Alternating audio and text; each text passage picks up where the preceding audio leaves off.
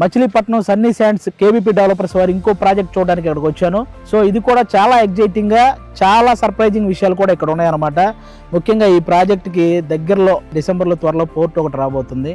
అలాగే 6 lane highway పడబోతుంది. Bell దగ్గరలో ఉంది. అలాగే స్కూల్స్, ఢిల్లీ పబ్లిక్ స్కూల్ ఇవన్నీ కూడా చాలా దగ్గరలో ఉన్నాయి.